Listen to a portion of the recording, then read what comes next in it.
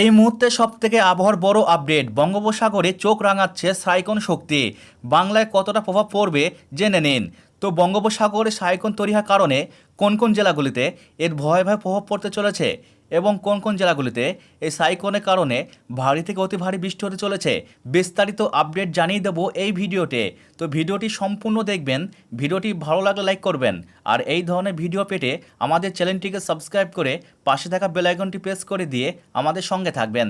তা চলুন এবার এক নজরে দেখে নেওয়া যাক। এখনই উপকূলে আঁচড়ে পড়বে না, তবে এর প্রভাব ইতিমধ্যেই ছাড়তে শুরু করেছে রাজ্যের বিভিন্ন প্রান্তে। বঙ্গোপসাগরের ওপর তৈরি হওয়া এই ঘূর্ণিঝড় প্রভাবে দক্ষিণবঙ্গে বহু জেলায় শুরু হয়েছে টানা বৃষ্টিসহ বজ্রবিদ্যুৎ সহ ঝড়ো হওয়া। পরিস্থিতি মোকাবিলায় প্রশাসনের তরফ থেকে জানানো হয়েছে সতর্ক থাকতে। আলিপুর আবহাওয়া দপ্তর জানিয়েছে, বঙ্গোপসাগরে তৈরি হওয়া নিম্নচাপের জেরে কয়েকটি জেলায় ইতিমধ্যে বৃষ্টিপাত শুরু হয়েছে। আলিপুর আবহাওয়া দপ্তর মতে এই ঘূর্ণিঝড় সম্ভবত গুজরাটের কচ্ছ অঞ্চল অথবা পাকিস্তানের কাছাড়ি উপকূলে আঁচড়ে পড়তে পারে, তবে এর পারিপার্শ্বিক প্রভাব পশ্চিমবঙ্গের ওপর পড়তে পারে বলে আশঙ্কা। এই অবস্থায় যাত্রীদের উদ্দেশ্যে উপকূল এলাকায় এড়িয়ে চলার পরামর্শ দেওয়া হয়েছে। পরিবহন দপ্তর তরফ থেকেও বিশেষ নজর রাখা হচ্ছে রাস্তাঘাট ও জলপথ চলাচলের ওপর।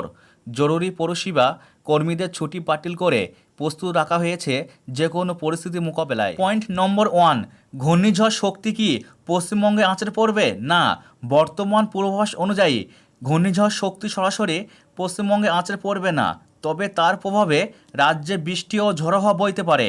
পয়েন্ট নম্বর 2, কোন জেলাগুলিতে সবথেকে বেশি প্রভাব পড়তে পারে? বিশেষত উপকূল জেলাগুলিতে যেমন দক্ষিণ 24 পরগনা, পূর্ব মেদিনীপুরে বেশি প্রভাব পড়তে পারে।